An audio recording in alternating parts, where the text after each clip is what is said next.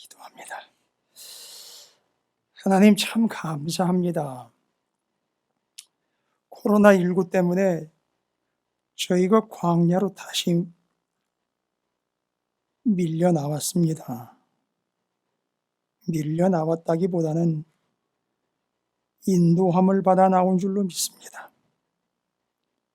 그렇다면 왜 우리는 이 어려운 시기를 통하여 빨리 벗어나기를 바라는 광야로 다시 온 교회가 나올 수밖에 없었는지 돌아보며 살피게 하여 주시옵소서. 오직 주님만이 내 삶의 주인이시며 생명이시며 도움이신 것을 잊지 않게 하여 주시옵소서. 주님의 나라가 오늘 여기 바로 찾으시는 교회가 되고 그 교회 위에 임하시며 그 몸이 성전된 사랑하는 성도들에게 오늘 성령께서 임하여 주실 줄로 믿습니다. 그리하여 이제 이 광야 교회에서 함께 예배하오니 주님 받아주시고 하늘에 만나 생명 양식을 내려 주시옵소서. 심지 않고 거두던 땅, 하늘로부터 생명이 내려온 땅, 그저 고생만 하던 땅이 아니라 하나님께서 영혼들을 구별하신 땅, 약속의 땅을 앞두고 있었던 땅, 그 만나를 먹고 하나님의 뜻을 깨닫고 순종하며 나아갈 수 있었던 땅, 그 땅 곳곳마다 숨겨졌던 반석에서 물이 나왔던 땅, 장대 위에 높이 매달았던 놋뱀을 바라보는 순간 모든 도구로 인한 죽음의 공포가 사라졌던 땅, 원망과 불평도 있었으나 하나님의 용서가 있었던 땅, 재물이 필요했던 땅이지만 재물에 연연하지 않았던 땅, 되려 하나님을 만날 수 있었던 귀한 회막을 짓고 거기서 주님과 함께 만났던 땅, 손을 들면 이기고 내려오면 지던 땅, 거기로 찾으시는 교회가, 민족과 열방의 교회가 다시 인도함을 받아 나왔습니다. 출애굽했습니다. 이제 다시금 약속의 땅을 향하게 하여 주시옵시고 이제는 명확하게 주어진 66권을 하나님께서 주신 생명의 말씀과 안내 책자 정도가 아니라 생명 지도로 여기고 따라가게 하여 주시옵소서. 귀한 말씀 부족한 종이 전하고자 합니다. 전할 때에, 받을 때에 치유와 회복과 하나님의 나라가 열리는, 성령이 임재하시는 놀라운 기적이 있게 하여 주시옵소서. 감사드립니다. 예수님의 이름으로 간절히 기도 올리옵나이다. 아멘. 한번 따라합니다. 열왕기하 20장 3절의 말씀입니다. 히스기야의 기도입니다. 히스기야가 왜 기도했고 언제 기도했느냐? 죽을 병이 걸렸습니다. 그리고 이사야 선지자가 그에게 선고를 하고 돌아서 갈 때 그가 벽을 향하고 눈물을 흘리며 하나님 앞에 기도했던 내용입니다. 따라합니다. 따라하라 그럴 때 따라하시는 게 신상이 좋습니다. 이건 자기 자랑도 아니고 자기 교만도 아닙니다. 제발이지 남의 기도 무시하지 마시고, 죽을 병에 걸렸던 사람의 기도니 오죽하겠습니까? 난 건강하니까, 살만하니까, 먹을만하니까 교만하게 생각하지 마십시오. 방송 듣고 계신 분들 파자마 벗고 정장 차림으로 나오세요. 머리는 그게 뭡니까? 지금이 식사할 때입니까?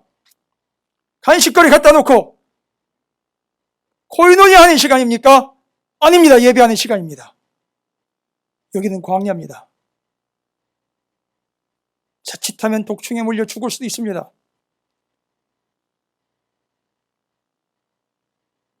대부분의 성도들은 안 그런 줄 믿습니다. 특별히 찾으시는 교회 성도들은 교회에서, 집에서 준엄한 가운데, 긴장 가운데 이 예배를 하나님 앞에 드리는 줄로 믿습니다. 너무 각을 세웠습니까? 아닙니다. 보이지 않는다고 안 보는 게 아닙니다. 보이지 않는다고 외면해서도 안 됩니다. 여러분, 왜 코로나19로 인해 우리는 광야로 다시 나왔습니까? 오늘 그 답을 찾으시기 바랍니다. 따라합니다. 여호와여 구하오니 내가 진실과 전심으로 주 앞에 행하며 주께서 보시기에 선하게 행한 것을 기억하옵소서. 딱 요 기도 몇 마디 하나님이 들으시자마자 이사야에게 다시 돌아가. 히스기야가 나았다라고 선포하거라. 딱 이 기도 듣자마자 하나님께서 이사야에게 가서 내 병이 나았다라고 선고하라. 그 전에 그는 죽을 병에 걸렸다고 사형 선고를 받았습니다. 여호와여 구하오니 내가 진실과 전심으로 주 앞에 행하며 주께서 보시기에 선하게 행한 것을 기억하옵소서. 벽을 향하고 통곡하며 기도합니다. 어제 새벽 3시에 일어나서 열왕기하 20장 3절에 히스기야의 기도를 기도 노트에다가 수십 번을 기록을 하면서 외웠습니다.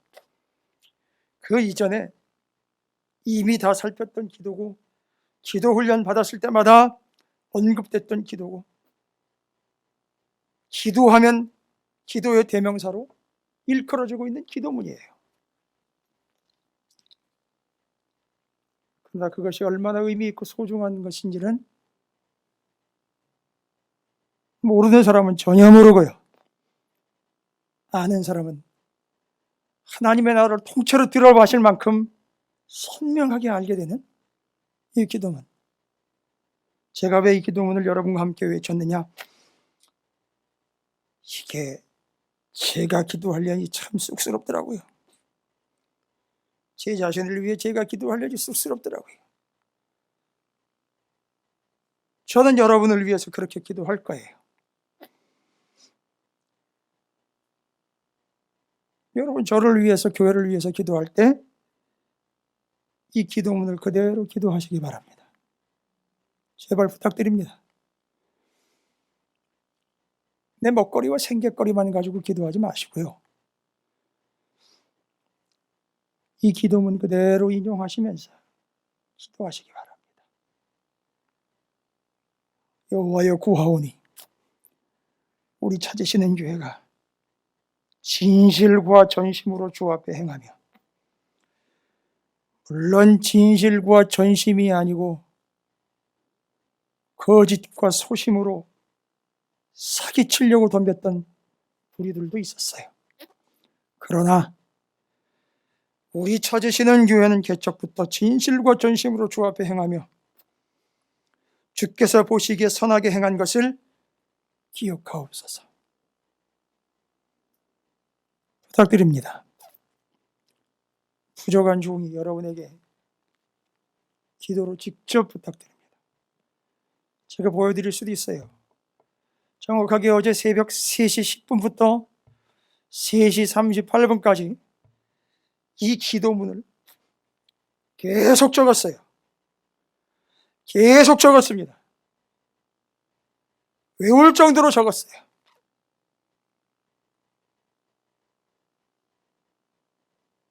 여러분도 기도하시기 바랍니다. 왜 들으셨는지는 모르겠으나 그 기도를 듣고 응답하셨습니다. 여러분이 기도할 때 이제는 제발 내 방식대로 기도하지 마시고요. 성경에 기록된 대로 기도 좀 해보십시오.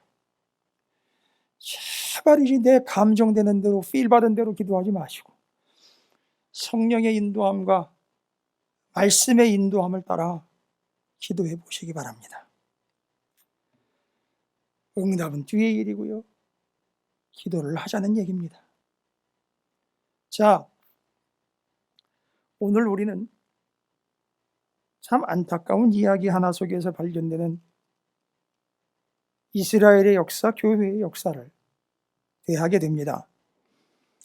사도행전 7장에 스데반이요, 그 시끄럽지 않았습니까? 생선 토막, 가운데 토막 유대인한테 가고 나머지 꼬랑지하고 대가리는 헬라파 과부들한테 가기 때문에 분쟁이 생겼어요. 그거 해결하려고 우리는 말씀과 기도하는 일에 전념하고 이거 맡을 수 있는 일꾼들 세워가지고 시끄럽지 않게 하자. 그래가지고 세워진 사람 중에 하나가 이 스데반이에요. 근데 이 스데반이 지금 뭐 하고 있느냐면 설교를 하고 있습니다. 근데 저는 이 본문을 아무리 읽어봐도 오늘날의 설교처럼, 오늘날의 말씀 선포처럼 그렇게 예화가 들어가 있지도 않고요. 자기 주장이 들어가 있지도 않아요. 전부 다 성경을 그대로 옮겨놓은 거예요. 설교를 했다기보다는 바이블 스토리 텔링이라고 이야기를 해야 될 것 같아요. 그런데 일맥이에요. 일맥. 하나의 맥이에요. 뭐 하나 얘기하려고 하는 거 그거 하나만 얘기하고 있어요. 그래서 저는 이걸 설교라기보다는 누구나 알아들을 수 있게 전하는 바이블 스토리 텔링이에요. 들어보고 읽어보면 알 수 있는, 아버지가 전하고 예언자가 전하며 제사장이 전하는 하나님의 말씀. 여러분, 우리는 설교의 홍수 시대에 살고 있다고 그래요. 의사가 뭐 하죠? 의사가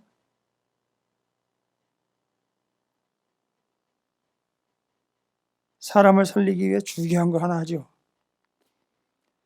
의사밖에 할 수 없는 거,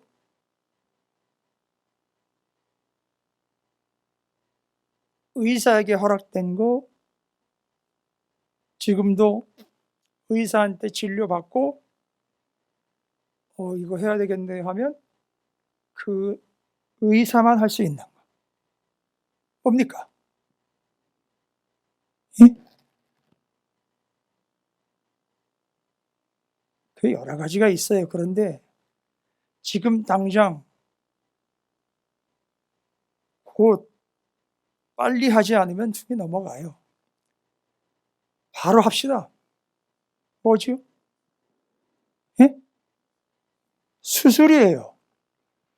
그건 의사만 합니다. 의사밖에 할 수가 없어요, 수술은. 그렇죠.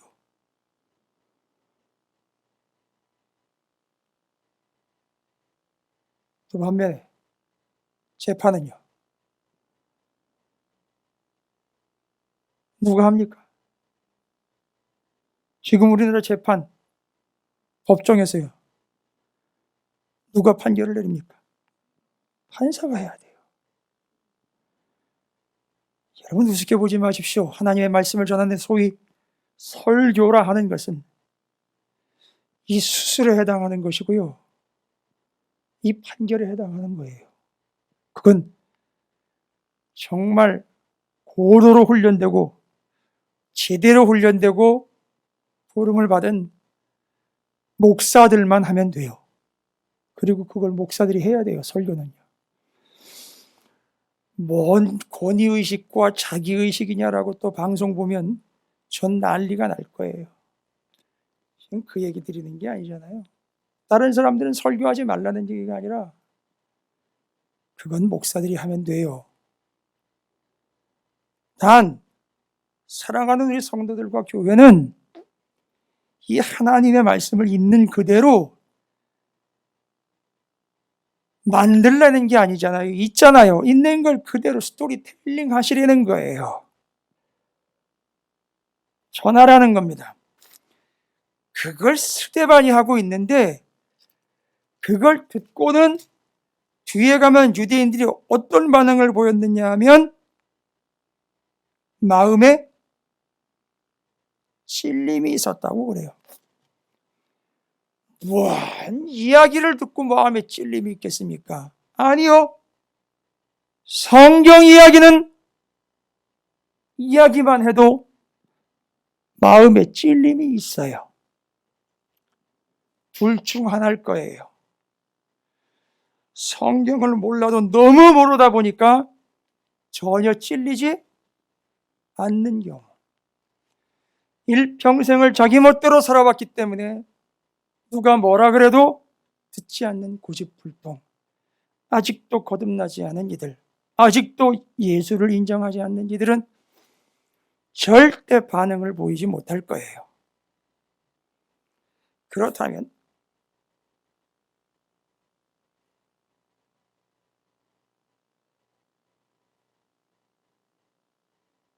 제가 지금 손뼉을 칠 수가 없어요. 잘못 쳤다가는 지금 이 약 때문에 제가 오면서 우리 정봉혁 집사님한테 이 고통을 어떻게 해 설명을 할까 하다가 지금 이게 갈라진 거에다가 화상이 플러스 된 거. 손이. 이게 약의 부작용이래요. 특별히 이번에 약은 또 그렇다네. 갈라진 거에다가 화상. 그 고통이 오는 것 같아요. 이게 대기만 해도 지금 너무 아파요. 깜빡깜빡해서 물건을 짚을 때 잘못 짚어가지고 아주 화들짝 놀라가지고 물건을 놓칠 때가 한두 번이 아닌데 제가 좀 전에 잠깐 모르고 그냥 손뼉을 쳐버렸어요. 깜짝 놀랐네요. 그러니까 여러분 아까 그 히스기야 기도로 기도해달라는 얘기 하는 거예요. 이야기의 맥락을 모르면 뭔 경건한 척 할 필요 없어요. 뭐 내가 옛날에 뭐 이런 그런 거 얘기할 필요 그냥 기도하면 되잖아요. 아니 아픈 사람 보면 기도가 절로 나와야지요. 뭔 말과 변명이 그렇게 많은지 모르겠어요. 요즘에는요. 아니 그냥 시간 되면 예배 드려야 되잖아요. 아니 주님 만나야 되잖아요. 그런 복장으로 나오면 안 되잖아요. 그런 자세와 태도로 예배하면 안 되잖아요.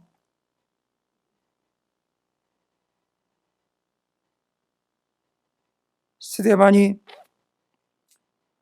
이렇게 말씀을 전하다 보니까 그 굳이 하는 일 하라고 냄벼를 떴더니만 엉뚱한 짓 하고 있다고 이제 공격이 들어오는 거예요.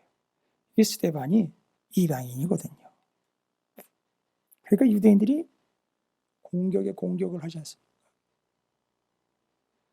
그런데 오늘 7장에 나와 있는 이야기는 어쩜 그렇게 하나의 내용으로 처음부터 끝까지 정확하게 하려고 하는 이야기를 인물 중심으로 담아내고 있는지 여러분 무슨 얘기하려고 하는지 들어보세요. 첫 번째 말하려고 하는 내용을 누구를 통해 담아내고 있느냐 하면 대제사장이 이르되 이것이 사실이냐 스데반이 이르되 여러분 부용들이여 들으소서 우리 조상 아브라함이라고 나와 있어요. 누구부터 시작됩니까? 아브라함부터 시작이 돼요. 그러면 아브라함 이전에는 사람이 없었어요? 성경에 아브라함 이전에는 다른 얘기가 없던가요? 여러분 기억나는 대로 아브라함 이전에 있었던 사람들 얘기 좀 해보실까요? 아브라함 이전에 아담, 하와,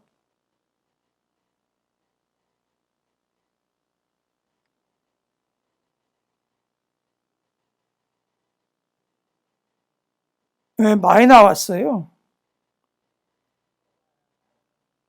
아담 이전의 사람 아담과 아브라함 이전의 사람 아담과 하와, 그것도 아담은 같은 아시리 가족 기억했을 거예요. 2명 나오면 많이 나온 거죠. 뭐. 가인과 아벨까지는 사치고요. 아이, 노아까지는요, 소비세 물어이죠. 그 뭐하러 얘기를 해요, 그것까지. 그런데 아브라함부터 얘기를 한단 말이에요. 일반 아브라함을 뭐라고 표현합니까? 아브라함의 별명? 믿음의 조상이에요. 여러분, 믿음은 누구 겁니까? 하나님 건데 하나님께서 누구에게 주셨어요? 그렇게 확정적으로 얘기를 해버리시면 아브라함한테만 주신 걸로 돼버리잖아요.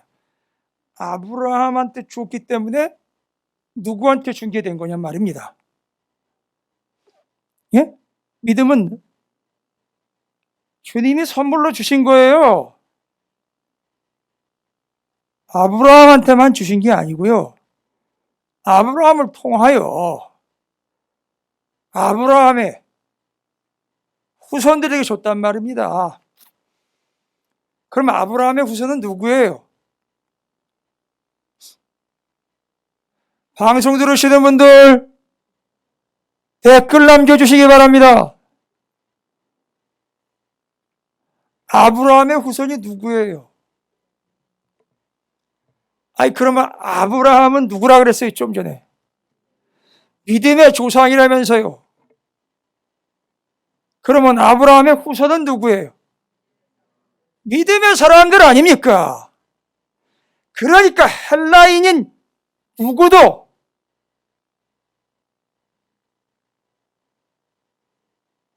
딴 데 가지 마시고요. 지금 여기서 얘기하잖아요. 헬라인인 제가 얘기 드렸잖아요.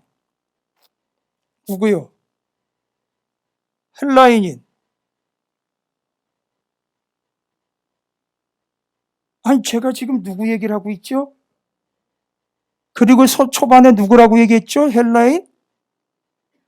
스데반이?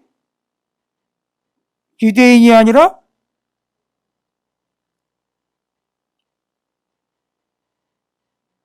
헬라인이라면서요? 그런데 헬라인인 스데반이 뭐라고 얘기합니까? 우리 조상?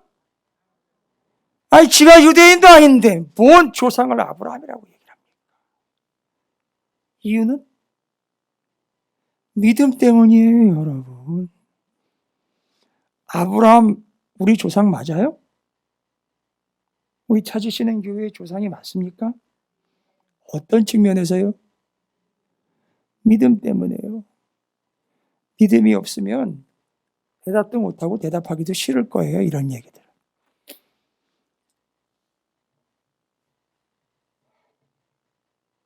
그런데 아브라함부터 시작이 됩니다. 그리고 아브라함은 하나님께서 선택을 하셨어요. 선택을 하신 이유에 대해서 이렇게 얘기를 하셨어요. 창세기 12장 3절이에요. 아브라함이 왜 하나님에 의해서 선택이 됐느냐? 너를 축복하는 자에게는 내가 복을 내리고. 여러분, 오늘 우리 이 주일 예배의 이 귀한 말씀은 좀 허심탄회하게 이야기 나누듯 살펴봅시다. 알고 모르고라는 걸 넘어서 무슨 얘기인지 좀 이해라도 하고 넘어갑시다. 뭐 얼마나 소중하길래 스테반이 돌에 맞아 죽을 정도로 뭔 심각한 얘기를 한 겁니까? 좀 이해를 해봅시다. 어떤 내용이길래 일맥상통하면서 딱 한 가지 얘기했는데 그걸 가지고선 유대인들이 헬라인의 설교를 듣고 말씀을 그대로 옮긴 걸 듣고는 마음 찔려 했는지 살펴봅시다. 아브라함은 믿음의 조상이에요. 하나님은요, 그 이전에 바벨탑 사건도 있었고요. 노아의 홍수 사건도 있었어요. 그래가지고 바벨탑 사건 때문에 어떻게 됐죠, 사람들이? 사람들이 뭐 하자고 막. 바벨탑 사건 당시 사람들이 뭐 하자고.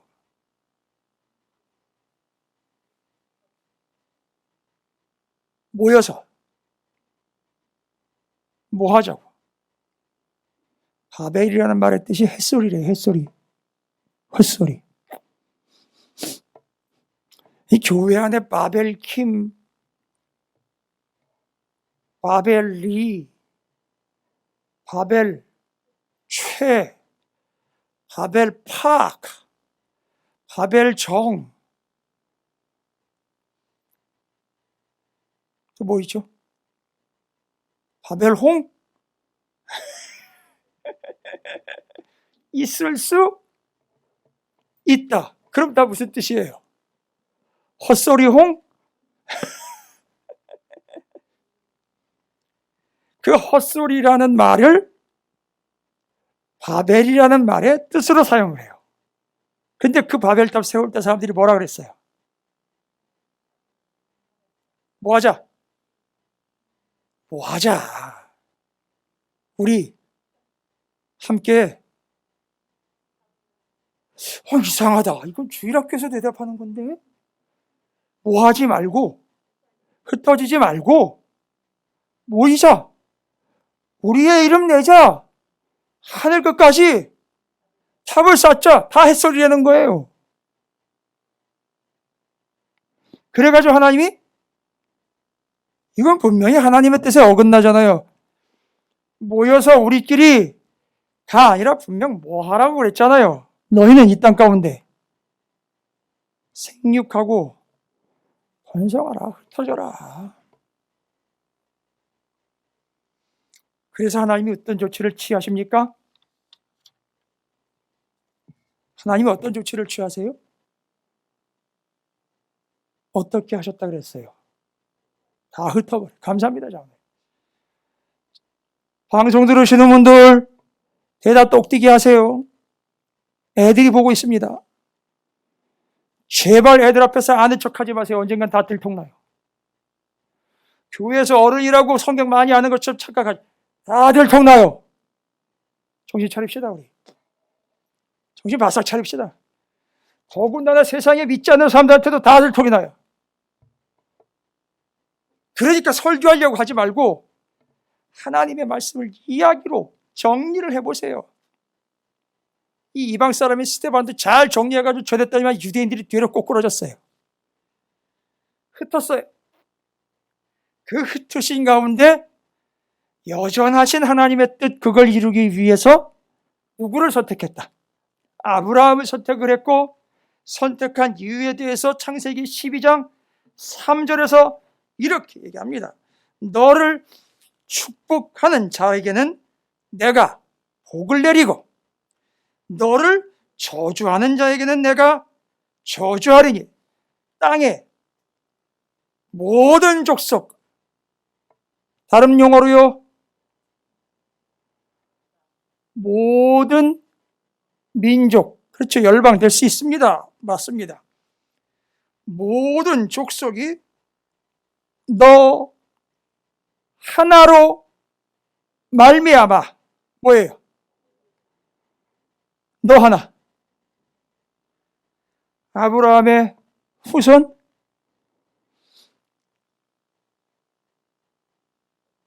구체적으로는 이스라엘. 그 한, 그렇죠. 대답이 민족이 나와야 뒤에 이어서 바로 누가 나와요? 아니, 저를 보지 마세요. 답이 안 나와요. 그 뒤로 바로 누가 따라 나와요?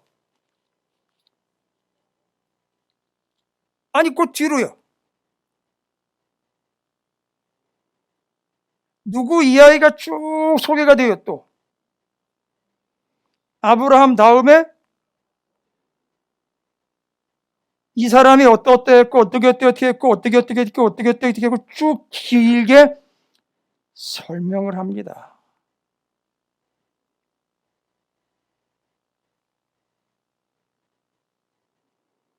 구절 뭐라고 나와 있습니까? 누구 얘기하려고 하는 거예요? 13절. 또 제차 보내면 누구요? 그러니까 그 다음이 누구예요? 여러분, 아브라함과 요셉 둘 사이에 사람이 없었어요? 그런데 요셉이 등장을 해요. 또. 아니, 뭔 얘기인지는 이어가면 돼요. 살펴보시면 돼요. 이해하시면 됩니다. 그렇게 해서 아브라함이 선택이 됩니다. 그리고 하나님은 아브라함을 선택한 이유에 대해서 너희 후손인 이스라엘인 한 민족이 누구를요? 이 땅에 있는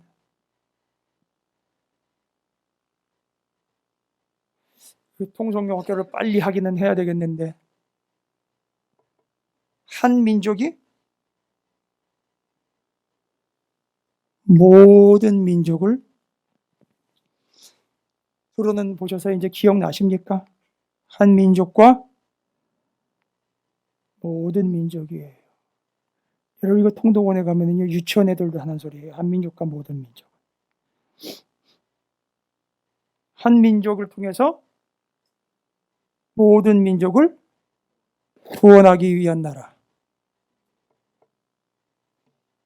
그런데 아직 아브라함의 후손은요, 요셉 때까지도 아직 민족 이유보다는 한 가문이에요. 몇 명이요? 벌써 둘째 딱 채잖아요. 70명 언급하는 이유는 뭐예요? 그들이 어디로?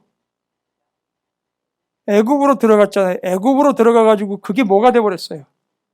고센 땅에 따로 민족 되었단 말입니다. 그 민족 만들려고 누가? 요셉이 먼저 들어갔단 말이에요. 그래서 요셉에 의하여 이스라엘이 뭐가 돼버렸어요? 민족이 돼버린단 말입니다. 그 민족 돼버리는 이야기에 요셉 이야기가 나오는 거예요. 그래서 아브라함 다음에 요셉이 입 애굽하여 7장 17절 하나님이 아브라함에게 약속하신 때가 가까우니 이스라엘 백성이 애굽에서 번성하여 7장 17절이요. 번성하여 많아졌더니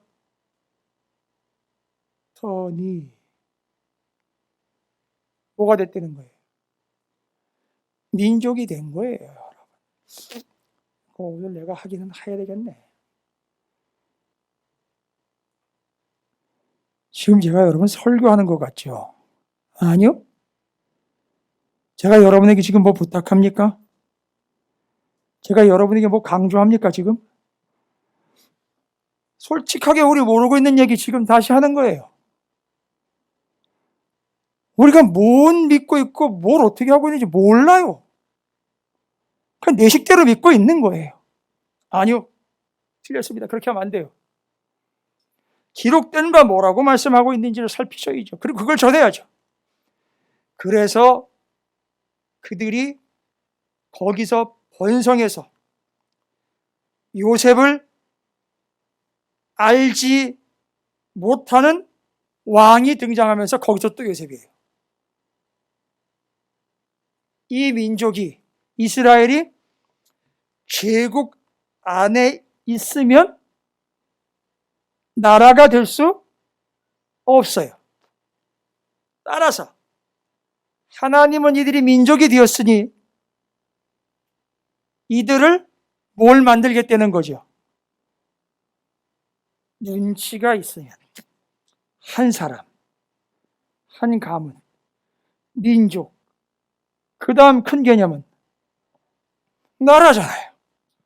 그런데 이 나라는 세상의 왕국과 제사장 나라, 세상의 왕국과 제국과는 달리 명목상의 왕이, 이 나라는 명목상의 왕이 출애굽할 때 보면, 광야에서 보면, 심지어 약속의 땅 들어가서도 왕이 그들에게 왕이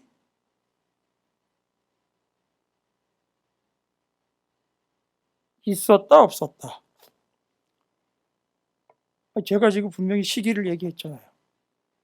애국, 광야, 약속의 땅 들어갈 때까지 그들에게 왕이, 왕감은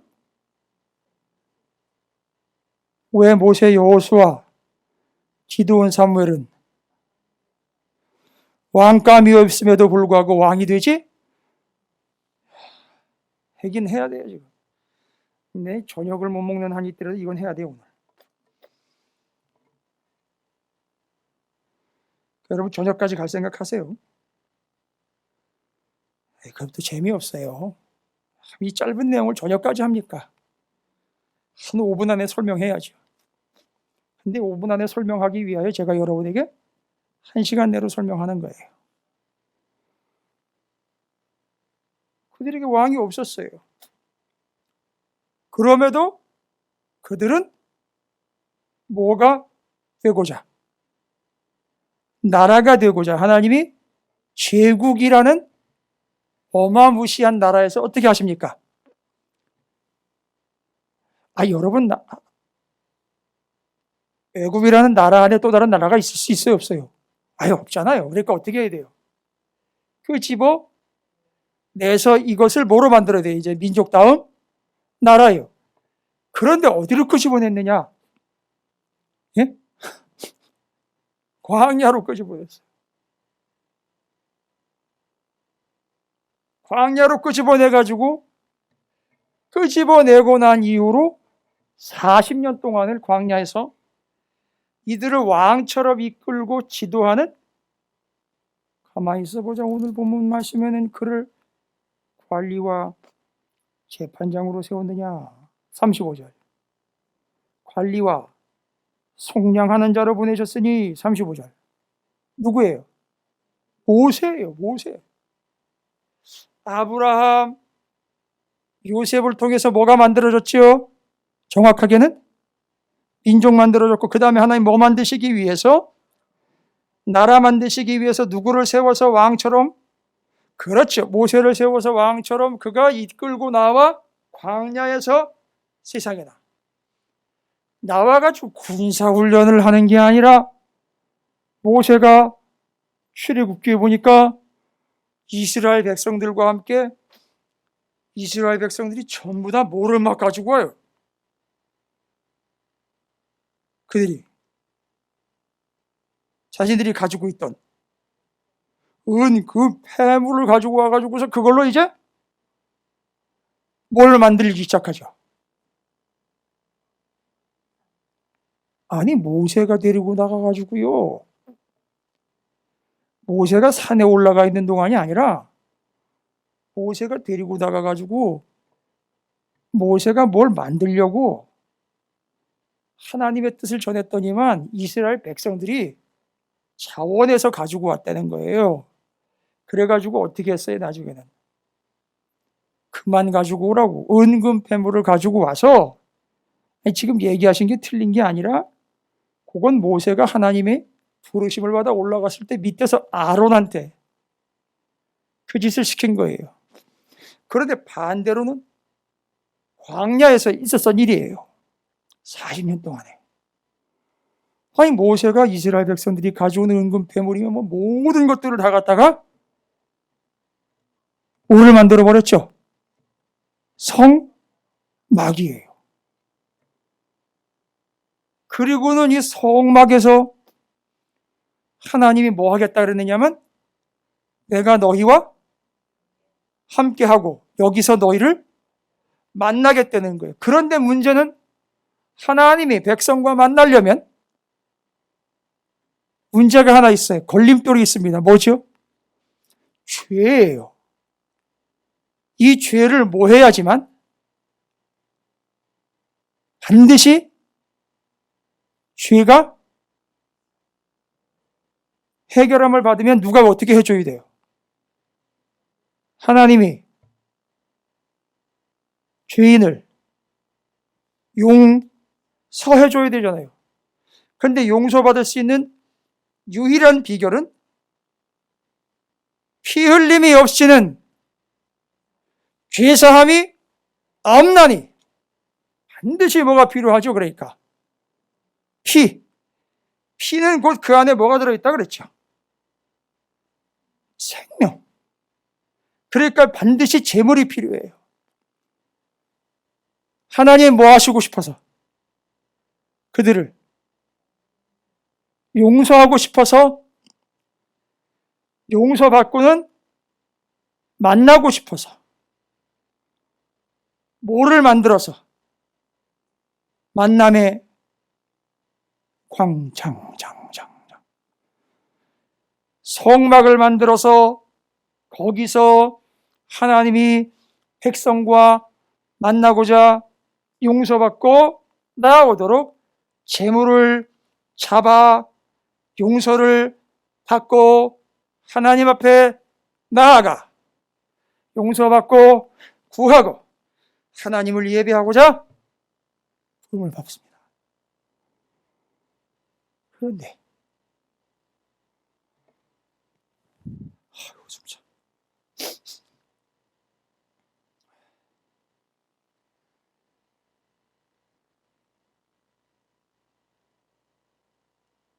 뭐 규양의 저녁까지 언급된 거 천천히 가십시다. 아이 그런데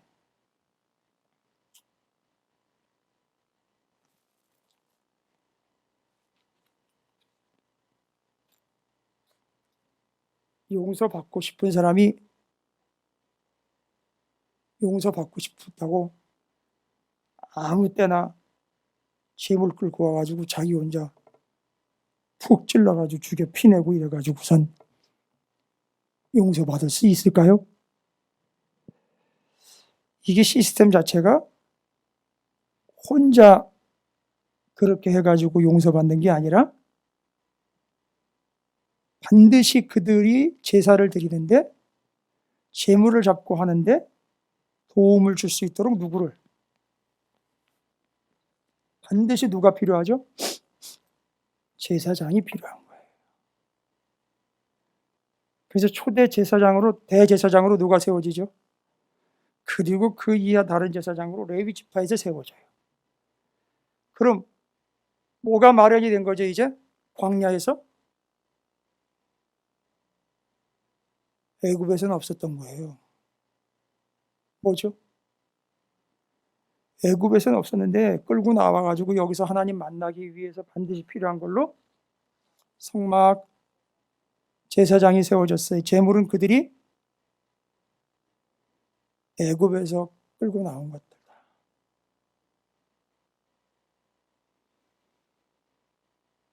그런데 왜 끌고 나왔다 그랬죠? 하나님이 이 민족을 나라 만들려고 했는데 이 나라가 어떤 나라인가 봤더니만 바로 그 처음에 제가 이스라엘에는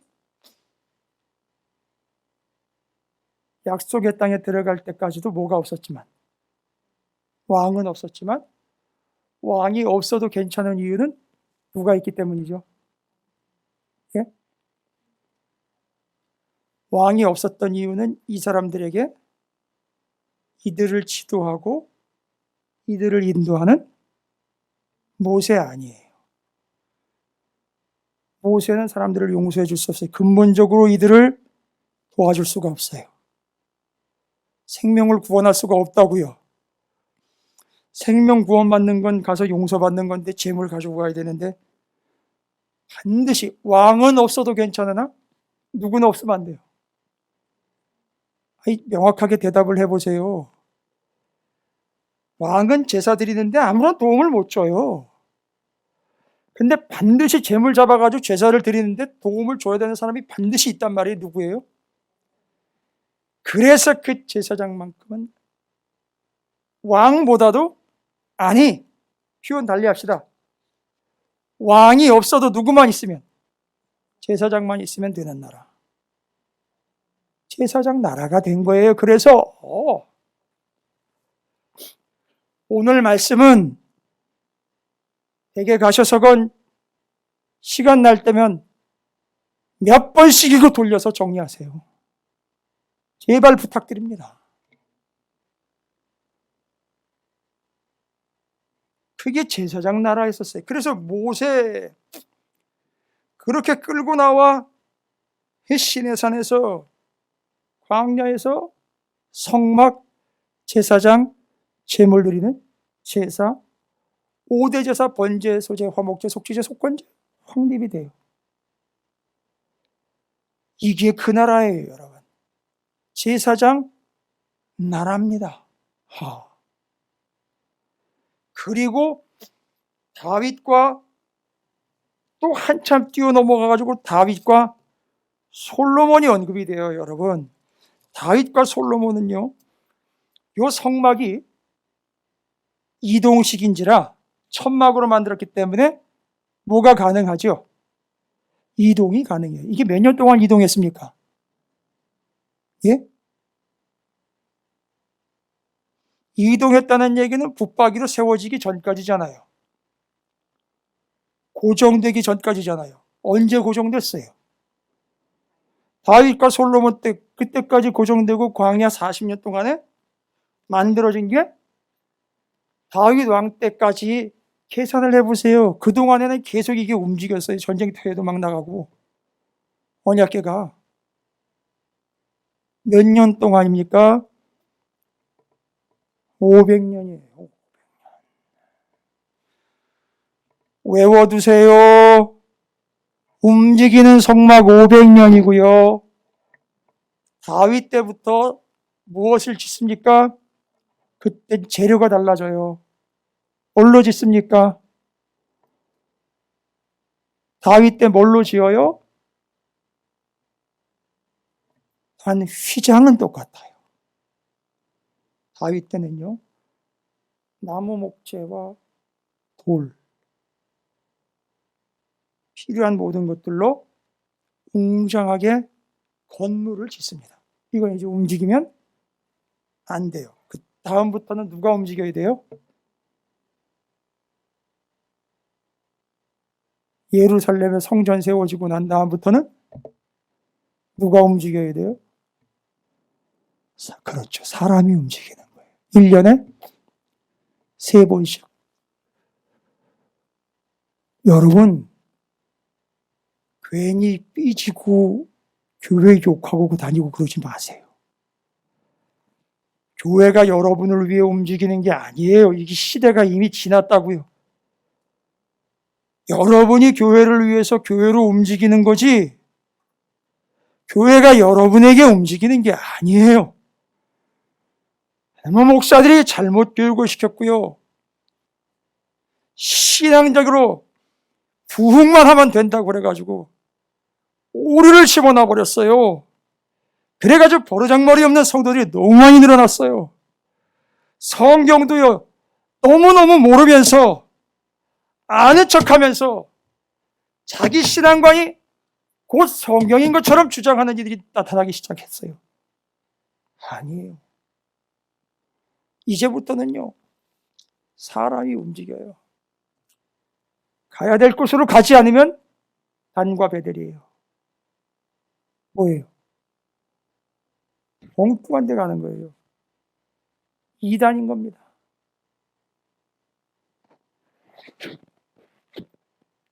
그런데 특징이 하나 있죠. 다윗과 솔로몬은 성전을 짓는데 중요한 특징이 뭘까요? 헬라인 이방인인 스데반이 번쩍 눈이 띄면서 아브라함을 우리 조상이라고까지 이야기할 수 있고 자신이 당당하게 이 제사장 나라의 구원 스토리를 전할 수 있는 자격이라면 자격이 있게 될 이유와 근거가 되는 것. 솔로몬 성전에는 성막이 없었던 한 공간이 새롭게 등장을 하죠. 뭐죠? 이방인의 뜰이에요. 그러면 성전이 의미하려고 하는 것은 누구도? 그렇죠. 처음에 아브라함을 부른 목적이 뭐였죠?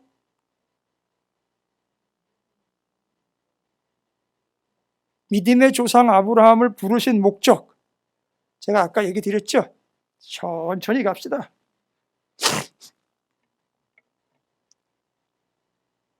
처음에 아브라함을 불러서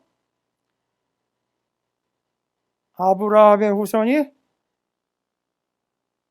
뒤에 누가 나왔죠? 요셉 나와서 한 민족이 모든 민족을 구원해내는 제사장 나라. 시스템은 한 민족이 모든 민족을 구원해내야 돼요. 그런데 그 나라는 이름이 이렇게 제사로 성막, 제사장, 제물이 들어가기 때문에 제사장 나라예요.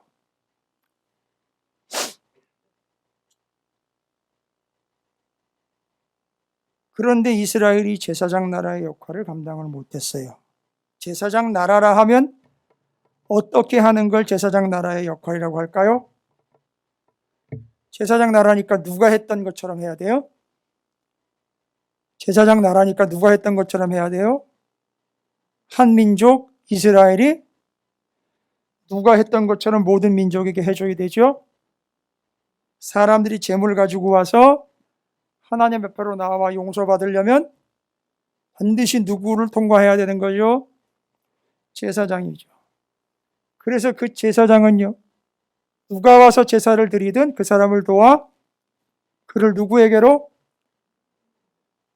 명확하게 대답하세요. 어물어물거리시면 안 돼요, 이 문제는. 그 사람을 누구에게로요? 하나님에게로 인도하는 역할을 하는 게 제사장입니다. 그래서 제사장 역할을 하라고 세운 게 이스라엘이에요. 그런데 그 이스라엘을 스데반은 38절에 뭐라고 얘기하고 있습니까? 시내산에서 말하던 그 천사가 우리 조상들과 함께 광야 교회에 있었다고 그래요. 그럼 뭐예요? 그게 제사장 나라였는데 그걸 뭐라고 불러요, 지금?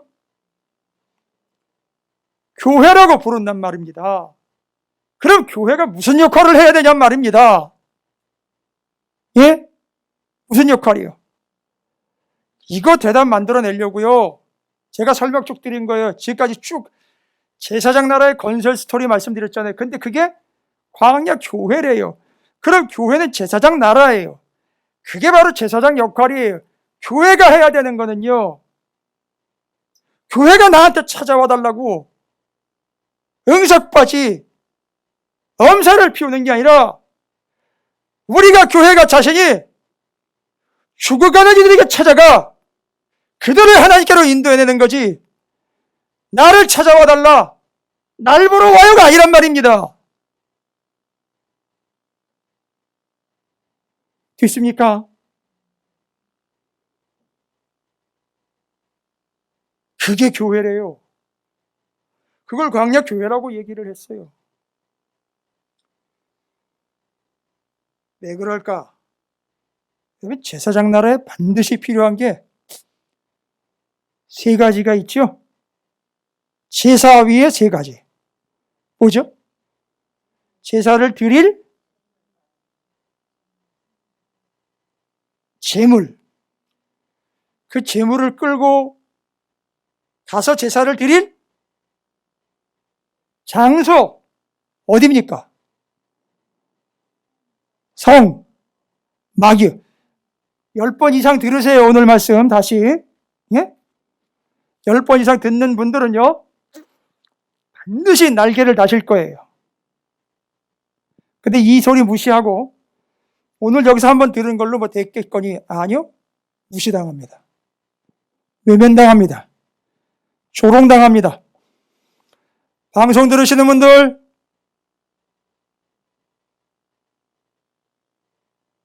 지금이 광야라고 생각을 해 보십시오.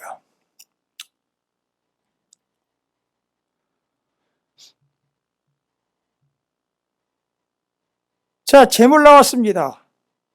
장소도 나왔어요. 성막. 그 다음에는요, 제사장. 아니, 그런데 복음서를 읽고 신약으로 넘어와도 이 이야기는 새로운 이야기가 되는 게 아니라 예수 그리스도께서요, 대제사장처럼, 대제사장은 1500년 동안, 왜 1500년이라고요? 500년, 1000년 해가지고 1년에 한 번씩 대제사장이요. 백성은 1년에 3번. 대제사장은 1년에 한 번씩 대속죄일에 지성소에 들어가 이스라엘 전체를 하나님께서 용서해 주신 사명권을 청구할 권한을 가지고 용서해 주십시오 하고 1년에 한 번 들어가요. 그런데 이분은 1년에 한 번이 아니라 온 인류 역사상 단 한 번 들어가 단 하나의 제물, 6월절 어린 양, 하나님의 어린 양이신 누구요? 예수 그리스도께서 제물 되셔서 반드시 누가 없이는, 예수가 반드시 제사 드릴 때 누가 없으면, 제사장 나라의 관점에서 누가 없으면, 제사장이 없으면 안 돼요. 그러니 그 예수가 바로 또 히브리서 대제사장이 되셔서 대제사장, 제물, 그리고 거기 본인이 성전이 되어 거기로 찾아오는 그들을 용서하실 수 있는 다 이루었다 시스템, 십자가 위에서 다 이루었다 하는 순간 성전 휘장이 위로부터 아래로 찢어져 열려 버리게 되었다는 거죠. 그런데 인간 제사장 휘장 안으로 1년에 한 번 1500번 들락날락 했을 거예요. 그러나 이분은 인류 역사에 단 한 번 하나의 제물, 한 대제사장이 되어서 한 번에 끝내버렸어요. 어디서? 십자가에서. 알고 봤더니 십자가가 손으로 지은 지성소 성막. 왜요? 모세가 지시했으니까. 그런데 그 십자가는, 이 십자가는 사람들이 손으로 짓지 아니한, 손으로 지은 게 돼버리면 이건 뭐가 돼요? 손으로 지은 이거는 로마의 형틀이고요. 손으로 짓지 아니한으로 가면 이게 바로 이 위에서 다 이루었다 지성소가 되는 거예요. 거기서 구원을 이루어내시고 이 사실을 믿는 그들은 이제는 누구든지 하나님 앞으로 나아올 수 있게 되었다. 이걸 완성해낸 거예요. 그 스토리를 스데반이 얘기한 거라고요. 그럼 잘 보세요. 와우! 그런데 그게 광야 교회였답니다. 지금 교회는요. 그 교회의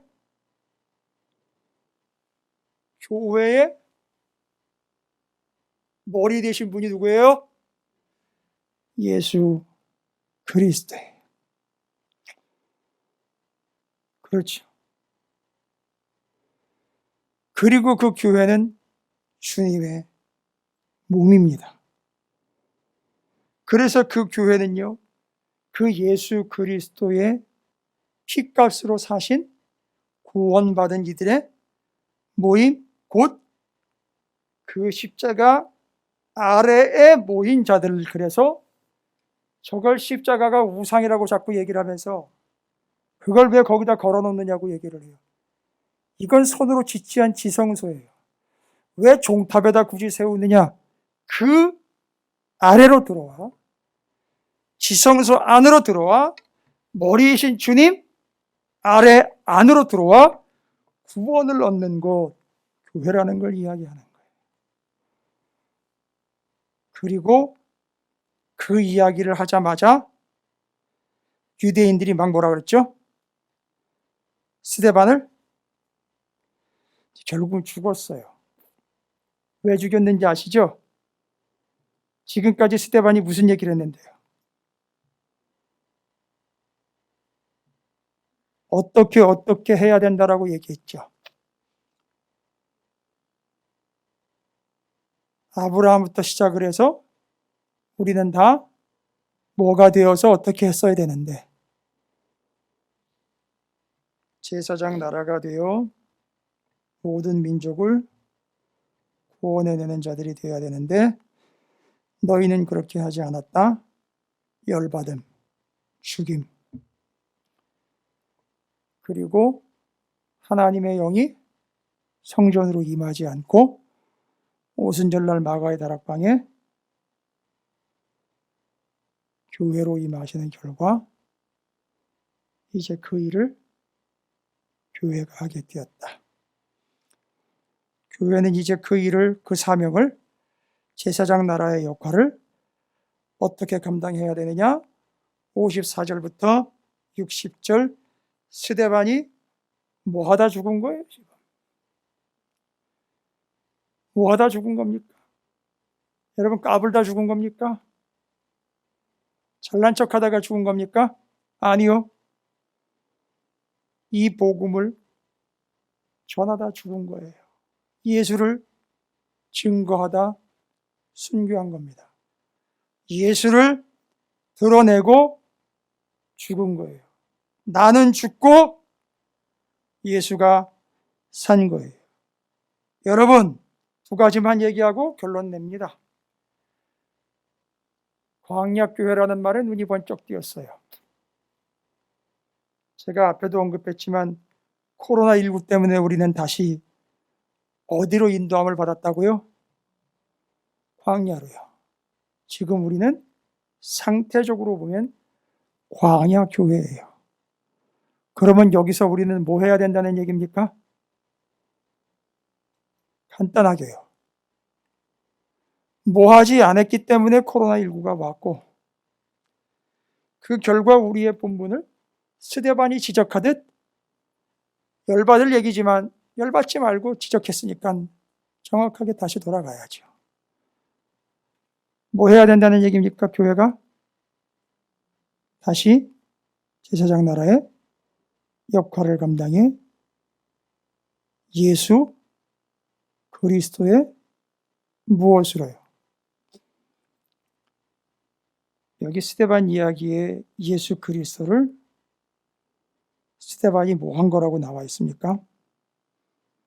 증언한 거 아닙니까? 증거한 거 아닙니까? 그것 때문에 순교당한 것 아닙니까? 거기까지 가는 게 교회의 본질이라는 거예요. 그래서 그 광야교회로부터 지금 찾으시는 교회까지 본분과 신분과 근본은 바뀌지 않았다라는 겁니다. 이제 두 가지. 그래서 코로나19로 인하여 다시 광야로 나온 우리는 그거 회복해야 된다는 거예요. 광야교회 제사장 나라. 우리는 스데반처럼 죽음을 각오하고 주 예수 그리스도를 증거하는 자들이 되어야 한다라는 겁니다. 잊지 마시기 바랍니다.